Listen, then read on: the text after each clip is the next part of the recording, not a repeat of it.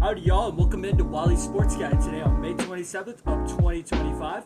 Hope y'all are having an amazing day. Let's get in with today's recap. As I told y'all yesterday, I was going to tell y'all the Women's College World Series starts this Thursday in Oklahoma City. These are double elimination rounds. What that means, if you lose 2 games in this tournament, you will be out of the championship. So, here are the games that will start us off on Thursday afternoon. The first game from Oklahoma City on Thursday afternoon will be the Longhorns versus the Gators at 11 p.m. on ESPN. Tennessee will take on the 4-time defending national champion Oklahoma Sooners. That gets going at 1:30 p.m. on ESPN. Ole Miss takes on Texas Tech at 6 on ESPN. And Oregon takes on UCLA at 8:30 on ESPN. So, if you win, you move on to the winner's bracket. If you lose, you will have your elimination game. Those will go down on Friday.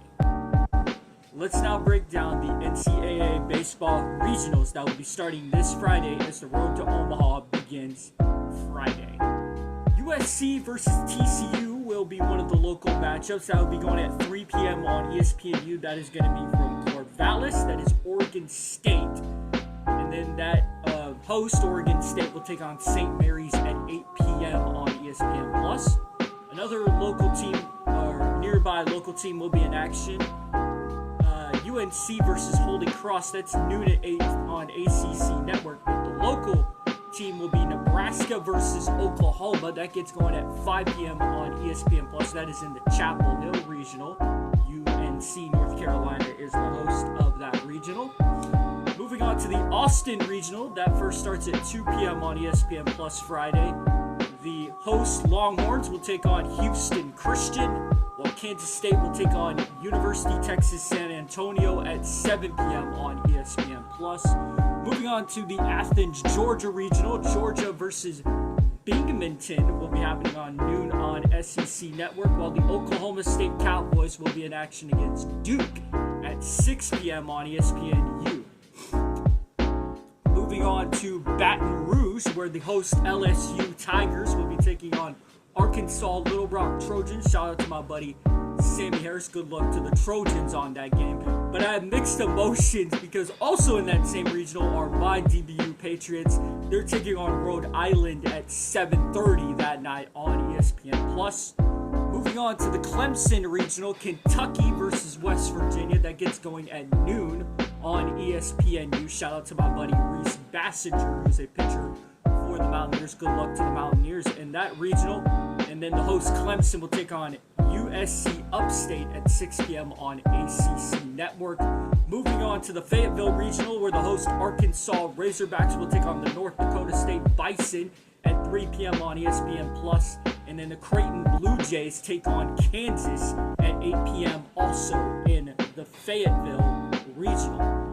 Kind of the same breakdown as well. If you win, you go into the winner's bracket. If you lose, you will go into elimination games. The same format, kind of as the Women's College World Series did for their regionals. It's the same thing that is for the regionals of the Men's College World Series. So good luck to all those teams as the road to Omaha officially begins on Friday.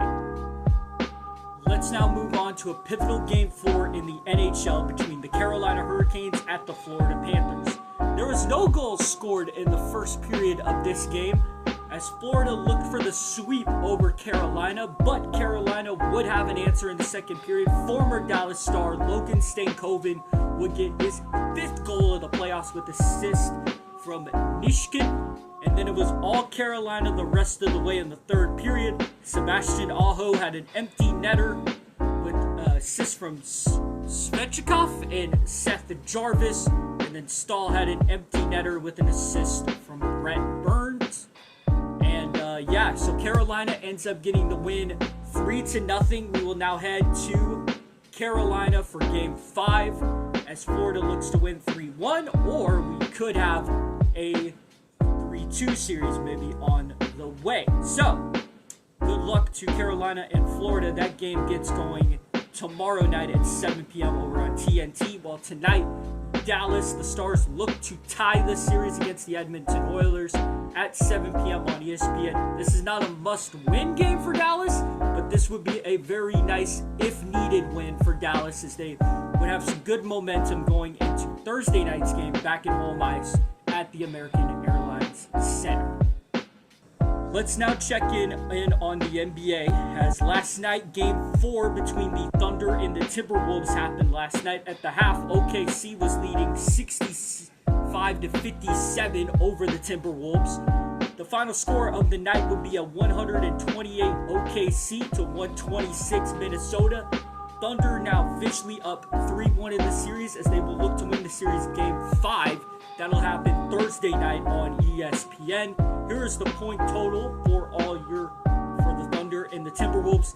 SGA led the way for the Thunder with 40 points, 10 assists, 9 rebounds, and a steal. Jalen Williams had a breakout night with 34 points, 5 assists, 3 rebounds, and 3 steals. Holmgren with 21 with an assist, 7 boards, 1 steal, and 3 blocks. Caruso had 10 with 2 steals.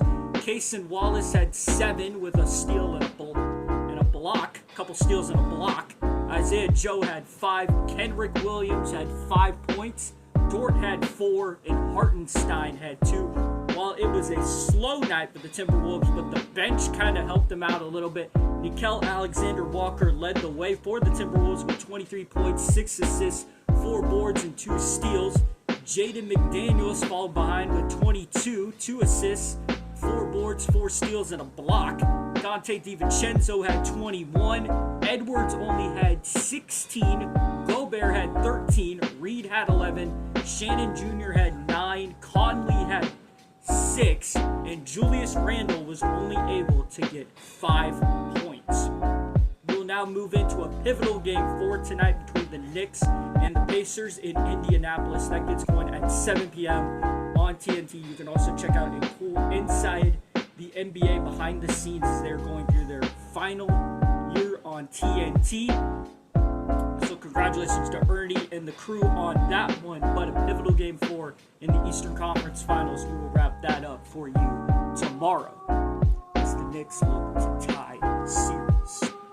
Let's now head to Major League Baseball and check in on the Texas Rangers. Yesterday, it was the first game of the series between the Toronto Blue Jays and the Texas Rangers.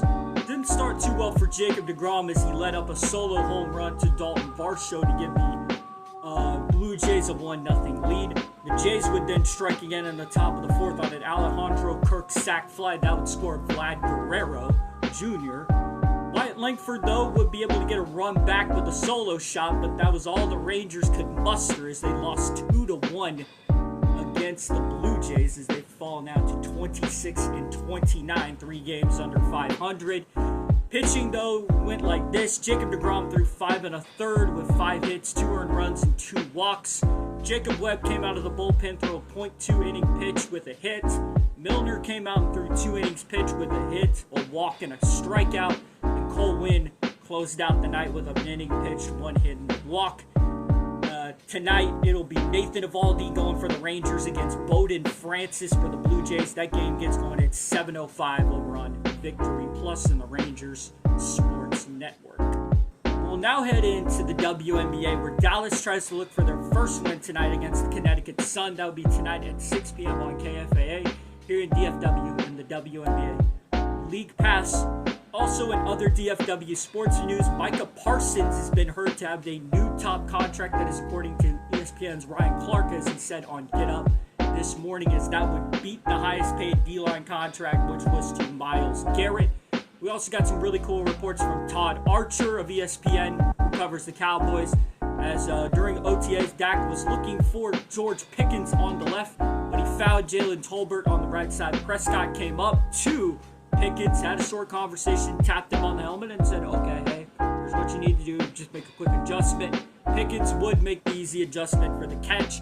Also, there's been a lot of good meshing between George Pickens and CeeDee Lamb, our new 1-2 for the Cowboys. They joined Arizona quarterback Kyler Murray at his celebrity softball game down in Arizona just last week.